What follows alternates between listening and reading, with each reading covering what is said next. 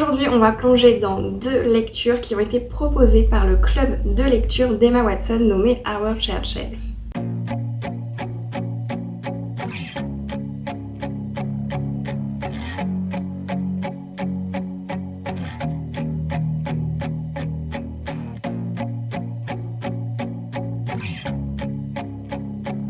Bonjour à tous, c'est Divine, je suis très heureuse de vous retrouver aujourd'hui pour une nouvelle vidéo où je vais vous parler de deux lectures que j'ai lues dans l'idée de vidéo, tout simplement de lire des livres du club de lecture d'Emma Watson nommé Our Shared Shelf. S'il vous plaît, ne m'en voulez pas pour cet accent merveilleux que j'ai en anglais, je suis très nulle en anglais. Bref, cette idée de vidéo, je l'ai depuis quand même un sacré bout de temps, je pense, avant même d'avoir repris cette chaîne. J'avais découvert justement ce club de lecture d'Emma Watson et j'avais vu plusieurs lectures que j'avais déjà envie de lire, mais ça me semblait hyper intéressant du coup de le faire via cette vidéo. Je pensais lire plus de livres, mais finalement je n'en ai lu que 2. Je vais vous expliquer pourquoi, je vais vous expliquer comment ça se fait et surtout, eh bien si cette vidéo vous plaît, on pourra le faire pour une deuxième vidéo, peut-être même avec plusieurs d'entre vous, peut-être faire une lecture commune autour de cette vidéo. Ça pourrait aussi être très sympa. Je tiens à faire une petite aparté, vous risquez d'entendre des caquettements, des mini-miaulements. C'est tout simplement Lola qui est juste à côté sur son arbre à chat, qui regarde les oiseaux qui sont en train de manger. Ils sont peut-être 6 ou 7. Donc voilà, elle a envie de les bouffer. Mais si j'ouvre la porte, de toute façon, elle va pas les bouffer. Donc pour l'instant, on va juste peut-être l'entendre à plusieurs reprises parler aux oiseaux. Et on va faire comme si il lui répondait et voilà. Bref, le club de lecture d'Emma Watson, qu'est-ce que c'est? C'est tout simplement un club de lecture qui se veut féministe, en tout cas, qui va parler du féminisme, qui va questionner le féminisme sur plusieurs points. Je vous avoue qu'il y a plein de livres qui étaient en anglais et pas forcément traduits en français, qui avaient l'air hyper intéressants, mais du coup, voilà, je peux pas forcément tout savoir. J'en ai sélectionné 2 que j'avais envie de découvrir, qui me semblaient intéressants.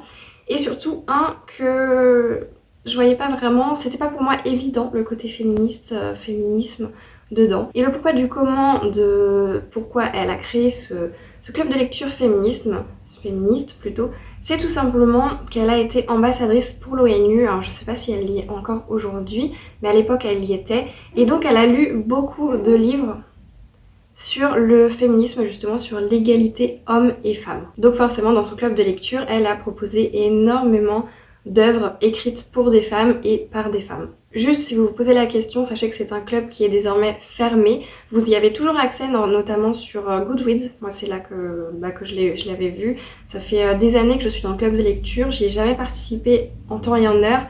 Mais je me suis dit qu'on pouvait tout à fait le faire après coup parce que dans le club de lecture justement sur Goodreads, vous avez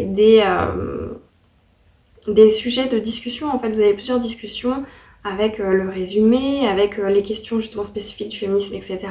Donc si vous êtes assez à l'aise en anglais, sachant que moi je le suis pas, j'ai quand même compris, notamment sur ces 2 œuvres que j'ai lues, ce qui se disait. Donc voilà, si vous êtes à peu près à l'aise, au pire il y a sûrement de quoi faire pour traduire sur internet.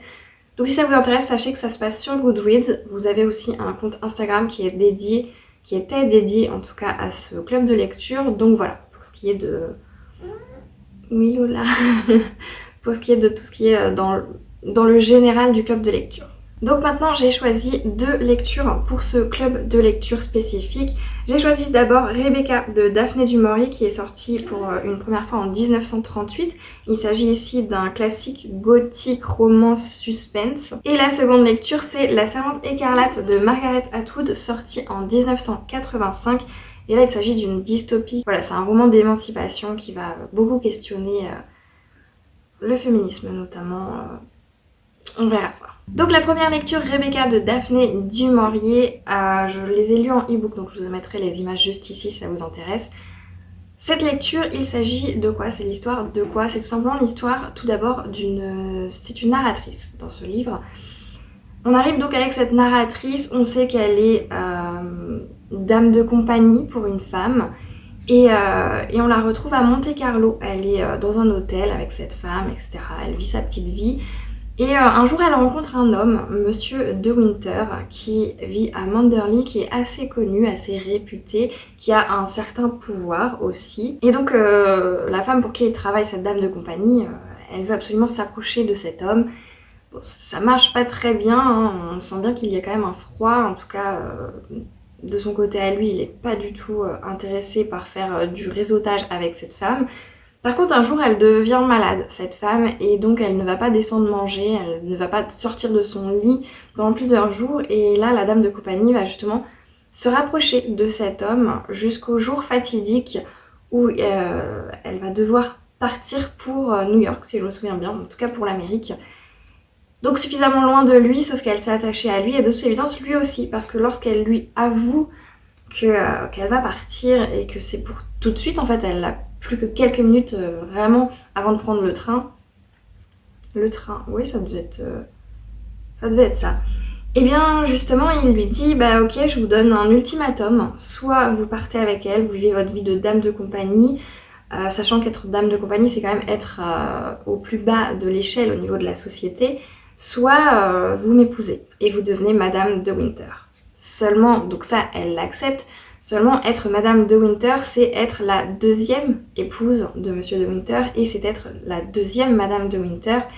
Et on va se rendre compte en fait que la narratrice, du coup, cette nouvelle, cette deuxième Madame de Winter, va complètement vivre dans l'ombre de la première épouse, de la première Madame de Winter nommée Rebecca. Et c'est pas forcément évident en fait de vivre dans son ombre, elle est entourée tout le temps de cette femme qui est pourtant décédée.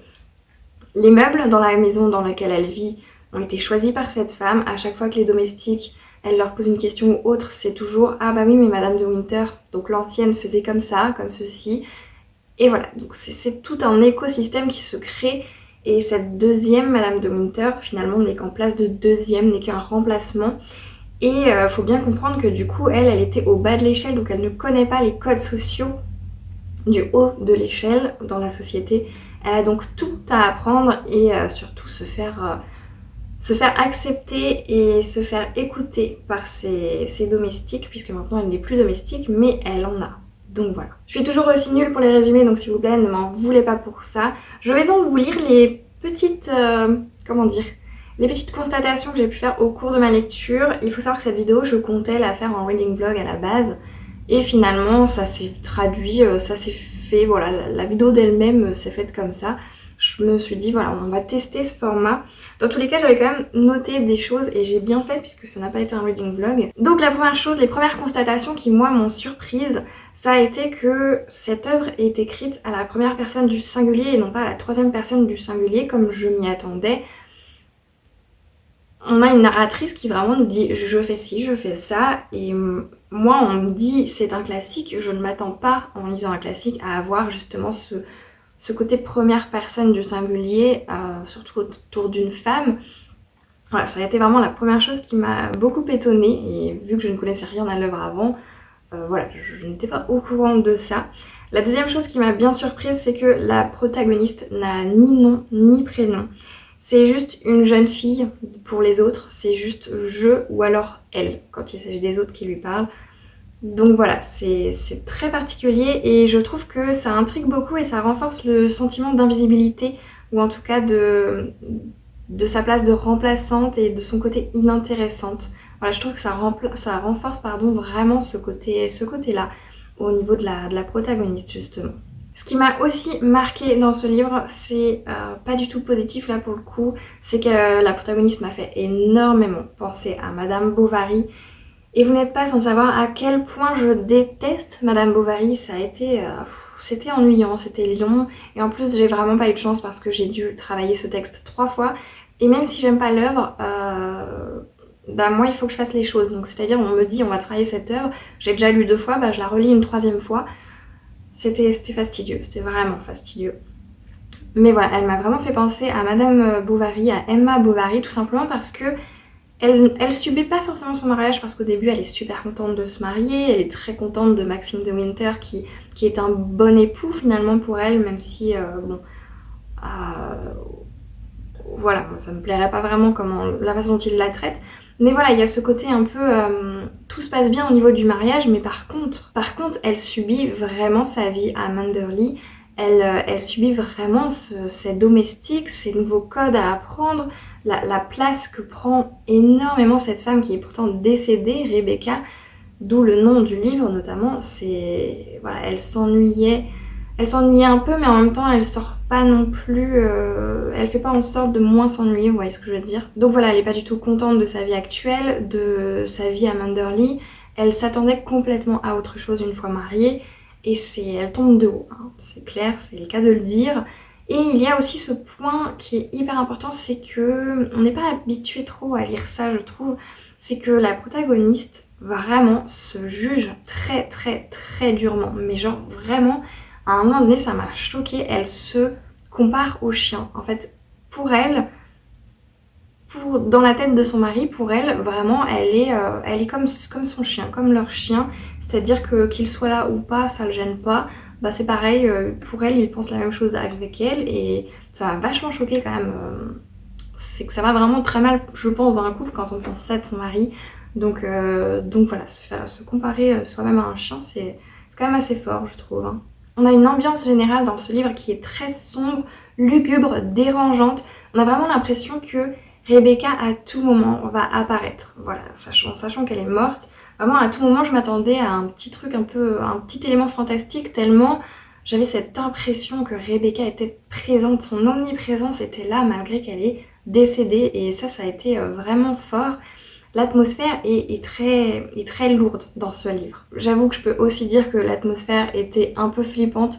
Rebecca réellement hante Manderley alors même qu'elle n'est pas là. Et ça, c'est je pense un énorme point fort dans ce livre et un énorme point fort dans l'écriture qu'a pu mettre l'autrice du coup Daphné du Maurier. Du coup, pour aller dans le détail, qu'est-ce que j'ai pensé de cette œuvre? Très franchement, pour moi, ça a été une très bonne lecture qui m'a quand même sortie de ma zone de confort. On va pas se mentir, je pensais pas être aussi dérangée avec ce côté... c'est pas un côté paranormal et fantastique parce qu'il n'y a finalement rien de fantastique, rien de paranormal, mais l'omniprésence de cette femme dans l'esprit de la narratrice, c'est quelque chose qui finalement rend vraiment pesant l'ambiance dans ce livre, l'atmosphère en tout cas.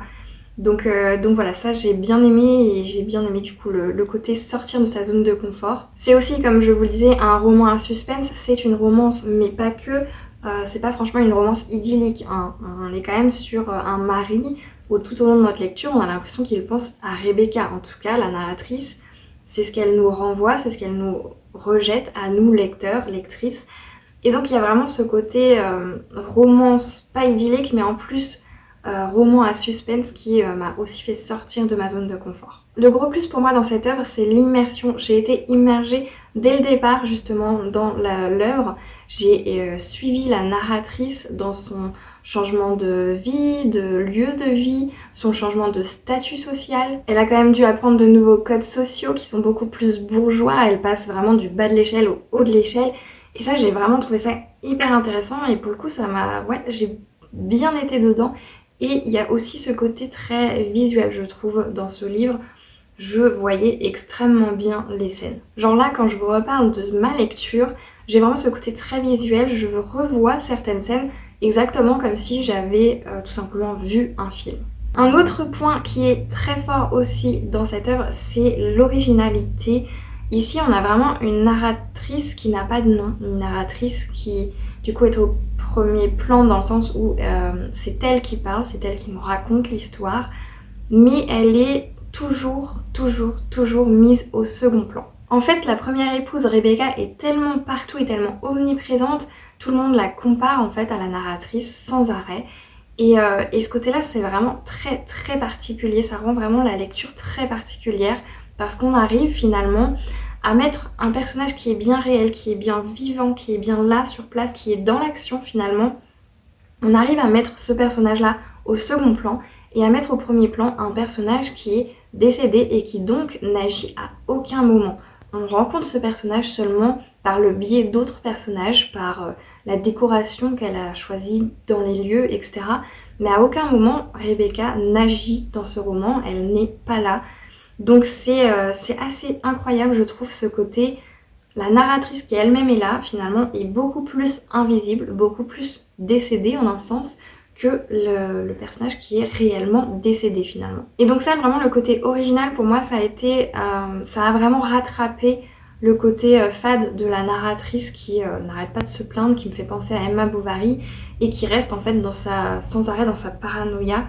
Vraiment ça pour le coup, sans cette originalité là, je pense que j'aurais pas décroché parce que j'aime pas abandonner un livre, mais en tout cas j'aurais pas été aussi favorable à cette lecture lorsque je vous donne mon avis. Le seul point négatif vraiment qui m'a dérangé pour le coup dans ma lecture, je sais que pour certains c'est pas du tout un point négatif, mais je tiens quand même à le préciser, c'est l'époque aussi qui veut ça, on va pas se mentir, c'est le côté tout simplement infantilisation de la femme, de la mariée. Son mari l'infantilise, mais c'est incroyable, il lui parle vraiment comme si c'était une enfant.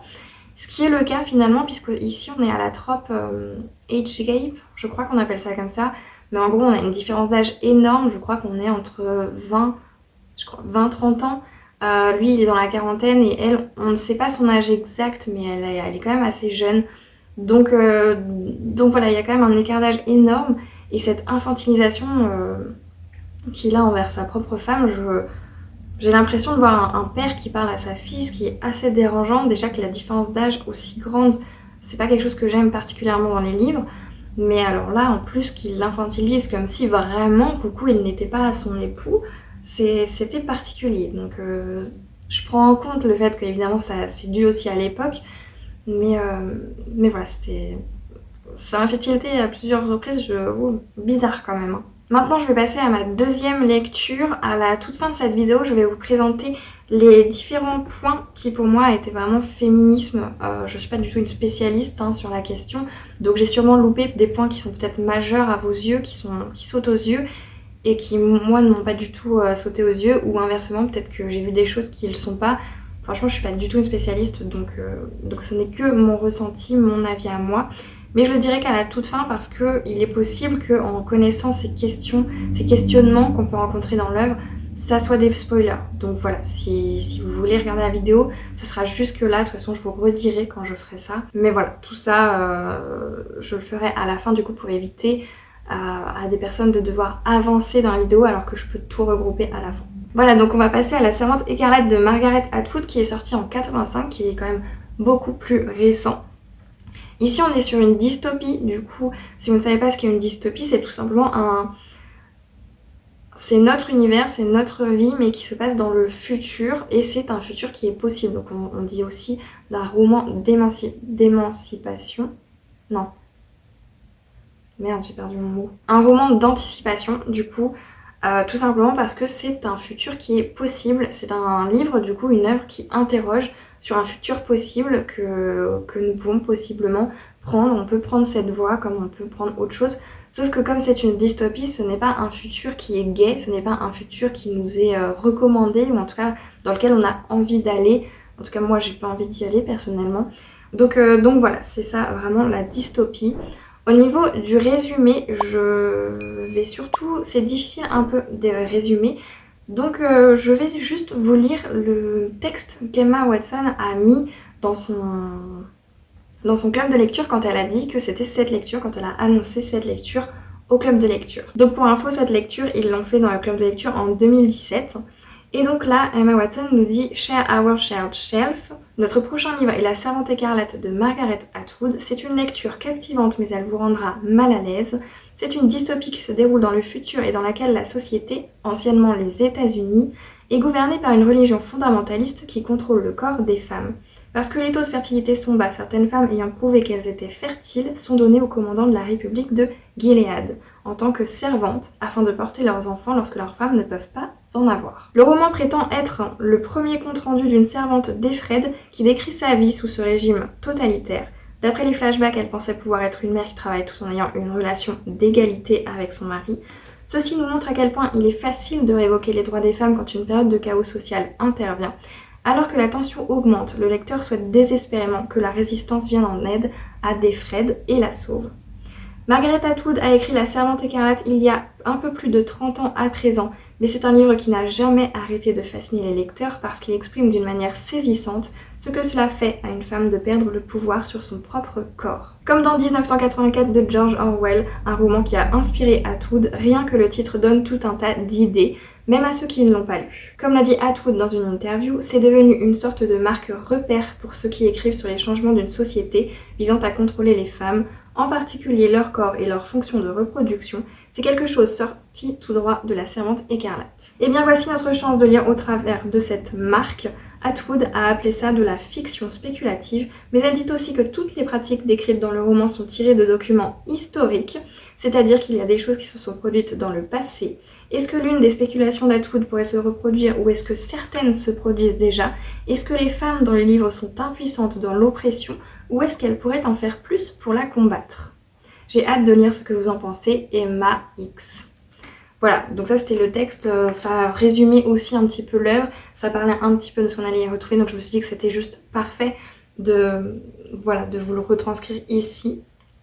Donc maintenant que vous avez un petit peu plus, j'ai lu vite parce que ça pouvait être très vite, très long, un peu plus l'idée, l'histoire donc de cette Defred qui est vraiment passée de notre univers, notre monde, donc imaginez-vous en tant que femme aujourd'hui en 2024, qui du jour au lendemain vous perdez votre travail, vous n'avez plus le droit, l'accès à votre argent sur votre compte, on vous le met sur celui de votre mari, c'est lui qui devient gérant de votre argent, vous n'avez plus le droit de travailler parce que vous n'avez plus votre indépendance.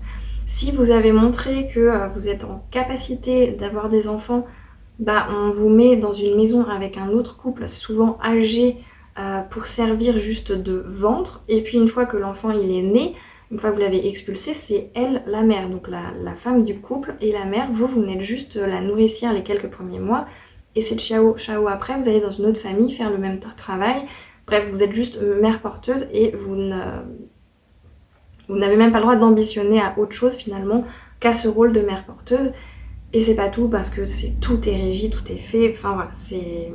Imaginez ça 2 secondes, je ne nous le souhaite pas, à nous femmes de 2024, je ne nous souhaite pas de vivre ça un jour, ni de cette manière, ni d'une autre manière, c'est pas terrible. Bref, qu'est-ce que j'ai pu noter du coup sur cette lecture? J'ai moins noté que pour le premier livre, j'ai l'impression, mais pour le coup j'ai noté effectivement des passages très rapides entre le présent, le passé, la réalité et le souvenir.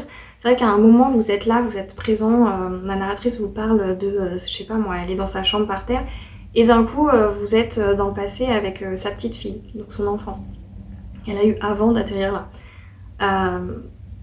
Et parfois, surtout au début du livre, j'avais beaucoup de mal à comprendre qu'en fait là, on avait changé de date, on avait changé de lieu, on n'était plus avec les mêmes personnages. Enfin, c'est fait d'une façon extrêmement subtile à certains moments que c'est qu'après que je me disais mais attends, j'étais pas là moi, qu'est-ce que je fous là? Donc ça m'a un peu... comment dire?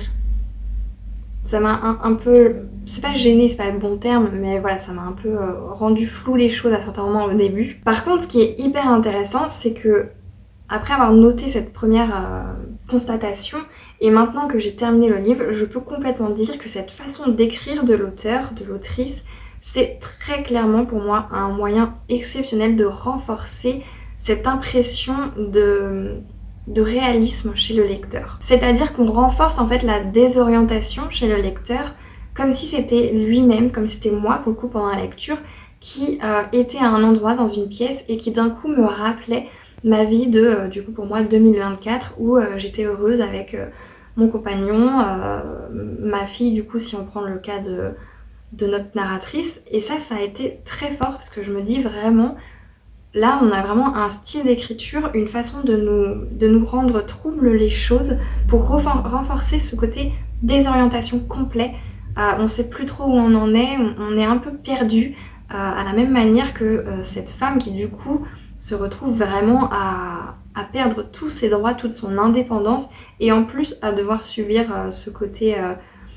femme inférieure qui n'est là que pour porter des enfants. Égare à vous si 3 fois de suite vous n'arrivez pas à porter des enfants avec 3 couples différents. Alors autre chose que j'ai pu remarquer, c'est que notre narratrice, notre protagoniste, à aucun moment déjà ne nous donne son vrai prénom.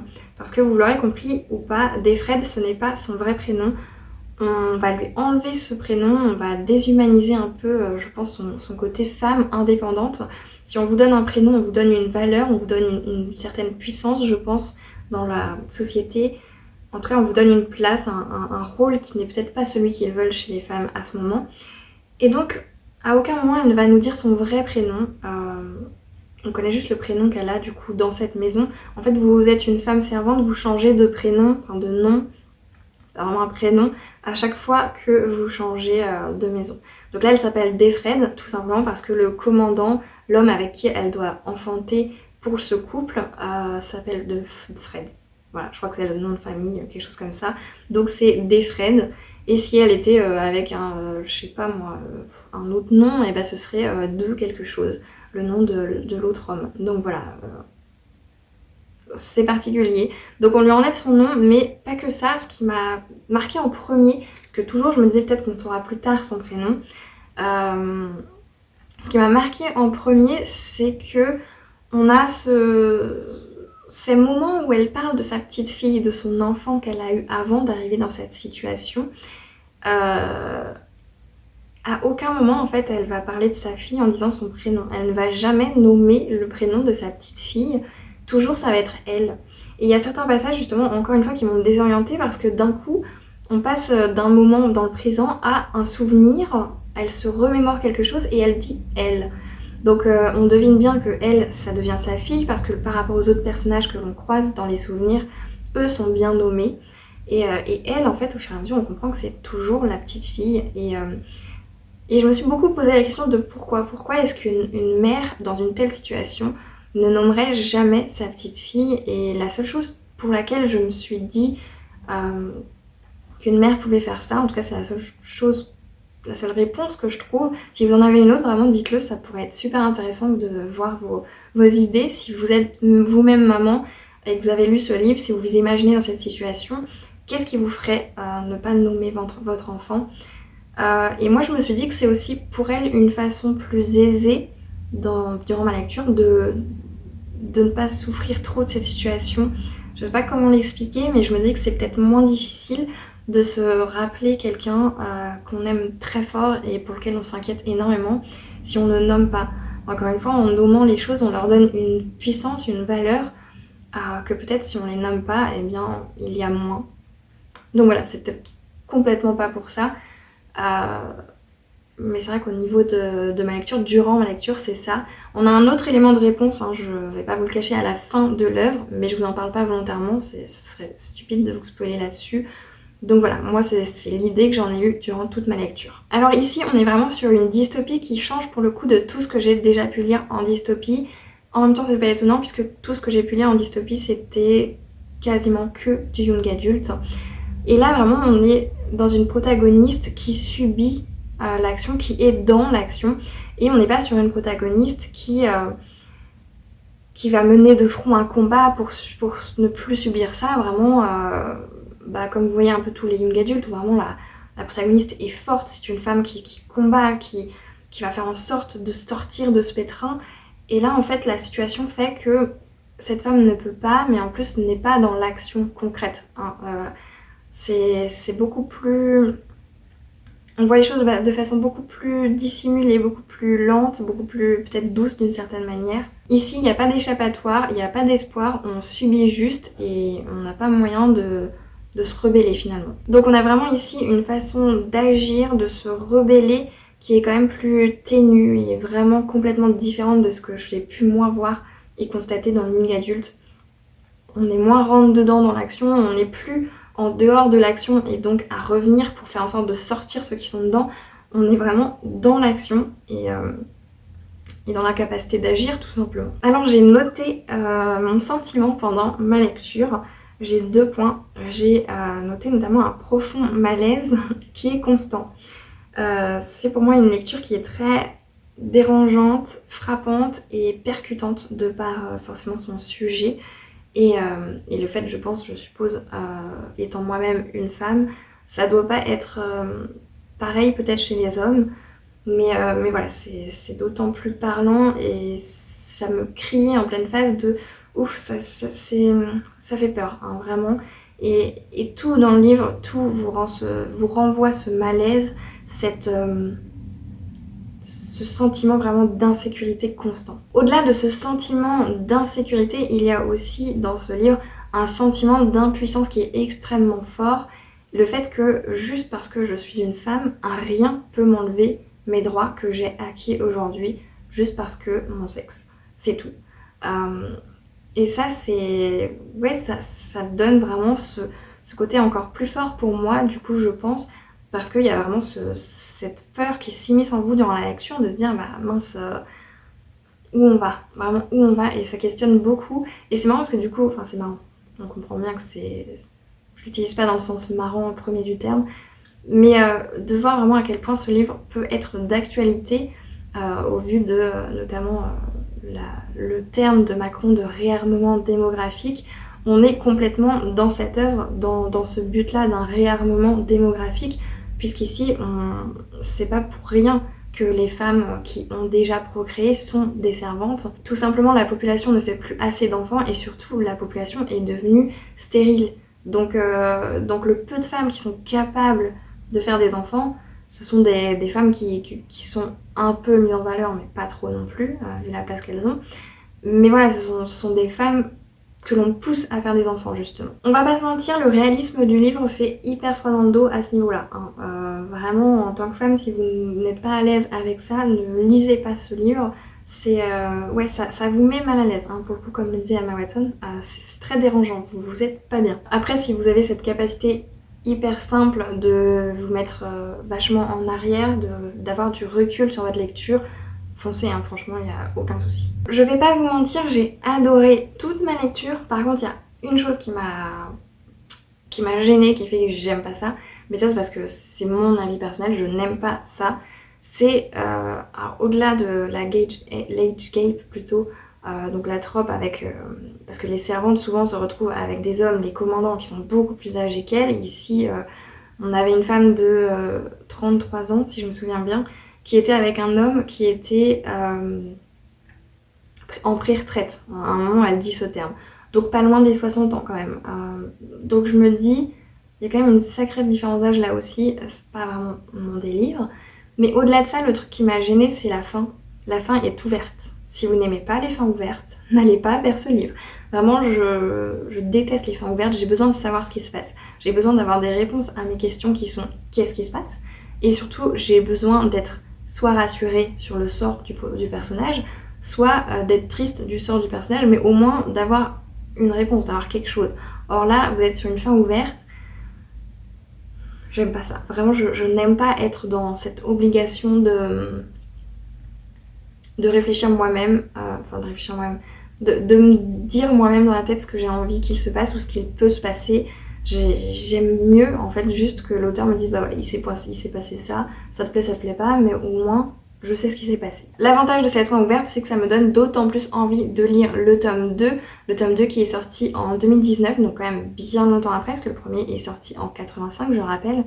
Mais ce tome 2, de ce que j'ai compris, il se passe 15 ans après notre première histoire, donc notre premier tome. Donc j'ai quand même espoir que dans ce tome 2, on retrouve notre personnage 15 ans après, on sache ce qu'il se passe. Je ne sais pas du tout si je vais avoir mes réponses ou pas dans le tome 2. Ce sera la surprise en lisant du coup ce tome 2, mais du coup ça me donne vraiment envie de découvrir ce tome 2 pour avoir une réponse. Si j'en ai pas, je serais d'autant plus déçue, mais là au moins j'ai un espoir d'avoir une réponse à ce niveau-là. Une fois ma lecture terminée, je dois dire que j'ai été quand même rassurée sur un point. Je pensais avoir affaire à un livre qui serait extrêmement violent, dur, percutant, visuellement parlant. Je m'attendais, en fait, j'étais déjà prête à ce que mon cerveau me censure assez facilement quand même dans ce livre. J'ai cette chance-là d'avoir cette censure automatique des scènes très fortes, très violentes, pour mettre vraiment ce recul. Moi, c'est... On peut on peut me décrire une scène hyper horrible, hyper glauque, je vais ressentir l'ambiance générale, mais mon cerveau à aucun moment ne va être en capacité de me montrer les images à ce niveau-là. Pourtant j'ai un cerveau très visuel, je peux visualiser plein de choses, mais ça, vraiment les scènes très gore, très fortes comme ça en hémoglobine, jamais. Et bah pour le coup là j'ai été très rassurée parce qu'en fait on est plutôt sur une lecture contemplative. Donc voilà, si je peux vous rassurer là-dessus, il y a une scène un peu gênante mais qui est dans le besoin, mais c'est plus gênant que voilà, il n'y a pas de scène de sang ou autre, vraiment pas du tout. On croise des cadavres, voilà, sachez-le si c'est quelque chose qui vous dérange, mais pour moi vraiment ça a vraiment été assez soft, beaucoup plus que ce à quoi je m'attendais. Et, euh, et voilà, donc une fois que j'ai terminé le livre et que j'ai fait mes recherches, j'ai compris par contre que la série ce serait une autre paire de manches. Apparemment c'est quand même extrêmement violent la série, beaucoup plus que le livre. Donc j'avoue que ça m'a un peu fait me poser la question si j'ai vraiment envie de la regarder la série du coup. Voilà, mais sachez que dans le livre c'est plutôt contemplatif et c'est logique puisque Defred, le personnage, la narratrice, finalement elle fait juste sa vie, elle fait son rôle de servante, donc c'est-à-dire qu'elle se lave, lors de la cérémonie, bah forcément voilà, elle a des rapports avec le commandant pour faire son rôle finalement. Et surtout, bah voilà, elle fait juste les courses, c'est vraiment, elle nous dépeint ce qu'elle fait, ce qu'elle vit, c'est très contemplatif à ce niveau-là. Un dernier point qui m'a interpellée dans cette lecture, c'est clairement de voir à quel point c'est facile en fait dans la société, à quel point c'est facile de nous enlever toute, tous nos droits déjà en tant que femme, mais surtout tout sentiment de sororité et de fraternité entre les personnes, tout simplement grâce ou à cause de la peur. Avec cette instauration de la peur qui est permanente, ce truc de on peut faire confiance à personne, ni aux femmes, ni aux hommes, ni aux personnes en haut de l'échelle, ni aux personnes en bas de l'échelle, vraiment à personne, et bien finalement tout le monde reste à sa place. Et cette instauration de la peur est très très forte et c'est assez dingue de voir dans un livre comme ça à quel point c'est facile en fait de mettre ça en place. Et oui, si vous vous demandez du coup la sororité, c'est pas vraiment ce qui existe dans cette œuvre puisque les femmes ici sont obligées de vivre dans des rôles, dans des cases, mais surtout dans des rôles qu'elles doivent faire. Et en fait ces rôles les mettent tout simplement dans une position qui font qu'elles se détestent entre elles. Voilà. Donc les épouses des commandants qui ne peuvent pas enfanter sont en fait des femmes qui doivent supporter d'être là et de voir d'autres femmes faire l'amour du coup, c'est pas vraiment le terme, mais en tout cas avec avoir un rapport sexuel avec d'autres femmes, ces servantes.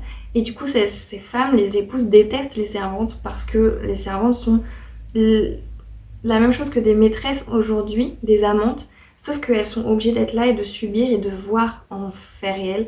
Donc en fait voilà, c'est un peu cette instauration, ce truc de on va tout faire en sorte pour que les femmes entre elles ne puissent pas justement créer de sororité.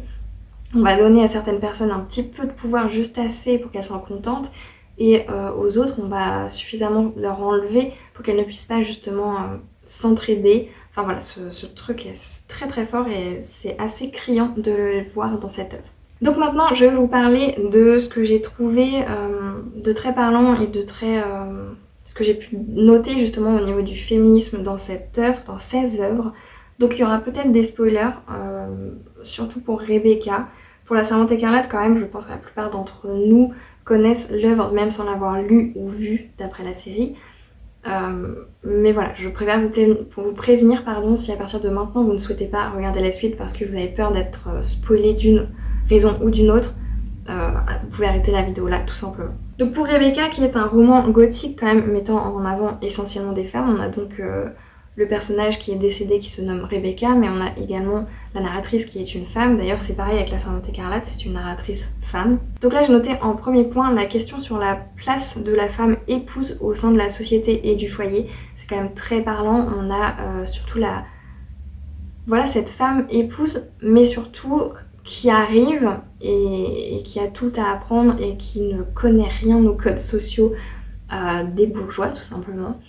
Et surtout cette place qu'elle doit se faire dans la société, ce que ça veut dire finalement d'être une femme épouse d'eux, à quel point c'est exigeant, etc. Donc ça, je pense que ça rentre. Il y a aussi la question sur le féminicide.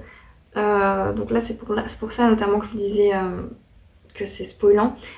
Le féminicide, tout simplement, à quel point un homme est protégé et légitime dans cette situation. Ça m'a choquée, moi, en tant que femme de 2024, et pourtant, c'est toujours le cas en 2024. Les hommes sont toujours protégés s'ils tuent leur propre femme, Par contre, la femme qui tue un homme parce que légitime défense, bizarrement, elle prend cher, hein, très souvent.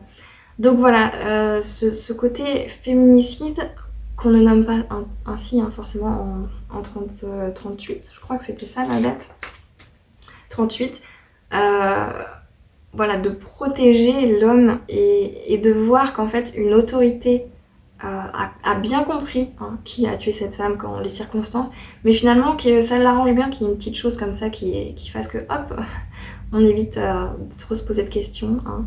Donc voilà, il y a vraiment cette question de féminicide. Et ensuite, la dernière que j'ai pu dénoter, c'est la question sur l'obsession d'une femme envers une autre qui est morte, qui plus est, et la paranoïa qui en découle. Donc la narratrice vraiment a cette obsession de Rebecca, cette obsession, donc ça vient aussi d'elle, hein, évidemment, mais ça vient aussi de toutes ces personnes autour et de tout ce qui l'entoure qui la ramène sans arrêt à Rebecca finalement. Et elle en vient à une paranoïa, elle s'imagine être toujours dans une position plus faible, dans une position plus, bah voilà, d'être jugée finalement. Donc en fait j'ai noté que ça, donc je suis sûre qu'il y en a d'autres que j'ai pas forcément noté, que j'ai pas forcément vu, donc n'hésitez pas à me le dire si c'est le cas. Pour ce qui est de la Servante écarlate, j'en ai noté un peu plus, mais il y en a quand même plusieurs qui se rapprochent. La question sur le rôle et la place dans la société, donc ici qui est une société complètement, profondément patriarcale. J'ai noté la question sur la déshumanisation possible d'une femme, donc ici on a une femme, des femmes qui n'ont aucune possession, elles n'ont pas de nom propre, elles n'ont pas non plus d'activité plaisir, et surtout elles sont réduites à leur seule fonction, donc les servantes c'est la fonction maternelle, les épouses c'est juste la fonction de épouse d'eux, et les Martha, c'est juste celles qui font la cuisine, etc. Donc voilà, il y a plusieurs catégories, il y a aussi les éconofemmes, enfin voilà. Il y a tout un système, mais on les laisse à leur place et on leur donne rien d'autre. Il y a aussi la question sur l'impact d'une telle société sur les femmes, mais aussi sur les hommes, puisqu'on a une société où il y a vraiment confiance en personne, comme je vous le disais. Tout ce qui est fraternité, sororité, c'est complètement banni, n'est-ce pas ? Donc vraiment ça questionne justement cet impact sur les gens, à quel point des personnes qui notamment en temps normal seraient bien ou auraient d'autres façons de penser, mais qui finalement ici dans une telle situation ont tellement peur pour eux-mêmes, ils vont pas du tout hésiter à vous mettre sur le bûcher, hein, vraiment. Donc ça a été je pense très parlant. Et il y a aussi du coup tout simplement la question sur l'égalité homme-femme, hein, le rôle et la place de chacun dans cette société. Et enfin la question de la maternité et surtout de la natalité dans et pour la société. Donc voilà, c'est les quelques points que j'ai pu noter. Il en manque sûrement, hein, ce sont que les points que j'ai pu retenir de mes lectures, mais voilà, s'il y a d'autres points qui vous semblent extrêmement pertinents, extrêmement forts et que j'ai oublié, ce qui est fort probable, n'hésitez pas à le dire. J'ai pu aussi voir, je l'ai pas lu en entier, j'avoue que j'ai surtout lu la table des matières pour l'instant. J'ai cherché justement des études pour ça, pour connaître un peu le féminisme dans ses œuvres, etc. J'en ai pas trouvé beaucoup, mais j'ai trouvé un mémoire sur la Servante écarlate. Donc si jamais ça vous intéresse, n'hésitez pas à me le dire et je le mettrai... je vous le partagerai sûrement dans les commentaires, faut que je remette la main dessus. Mais en tout cas, il avait l'air super intéressant. Donc si jamais ça vous intéresse de lire ce mémoire de cette personne, voilà, je vous le partagerai. Dans tous les cas, voilà, c'est ce que j'ai pu retenir. Ce que j'ai aussi pu retenir, c'est que très clairement, il y a d'autres livres que j'avais envie de lire. D'ailleurs, pour cette vidéo, j'avais prévu 3 lectures à la base. Mais très clairement, j'avais pas le temps. Et en plus, après ces 2 lectures qui m'ont quand même bien sorti de ma zone de confort, bien mise... voilà, c'est pas du tout mon type de lecture. Je ne me suis pas du tout évadée avec ces 2 lectures. Bien au contraire. Donc là, j'avais vraiment besoin de faire une pause et de lire des livres qui me plaisent plus. Enfin, plaisent plus, c'est pas vraiment le terme, mais en tout cas qui vont me faire plus de bien. Donc voilà, je me suis dit que 2 lectures c'est déjà pas mal grâce à ça. Par contre, il y a d'autres livres que j'ai envie de lire dans ce club de lecture qui ont été proposés. Donc si jamais ça vous intéresse de faire avec moi, par exemple pour une autre vidéo, une deuxième vidéo au courant de l'année prochaine, peu importe, n'hésitez pas, on peut voir ensemble, on peut choisir ensemble les lectures, ou alors on peut aussi faire le système de chacun fait une vidéo sur sa chaîne si jamais vous êtes une personne qui avait une chaîne. Et chacun présente des livres différents. Si par exemple vous lisez en anglais, ça pourrait être intéressant que vous lisiez un ou plusieurs livres qui sont dans ce club de lecture mais qui sont en anglais et pas traduits, et pour pouvoir en parler et peut-être aussi promouvoir ces livres à plus de monde du coup. Donc voilà, c'est juste une idée. Dans tous les cas, moi je pense que j'en ferai une deuxième édition moi de mon côté, si jamais ça n'intéresse personne. Mais voilà, même si ça n'intéresse personne, je dirais juste les livres de mon côté. Mais il y a notamment Milk et Honey de Rupicor qui était dans ce club de lecture. Donc voilà, ça a l'air... Moi ça m'intéresse, donc je pense que je le découvrirai par ce biais-là. Dans tous les cas, cette vidéo est désormais terminée. J'espère qu'elle vous aura plu et j'espère qu'elle vous aura été utile d'une certaine façon.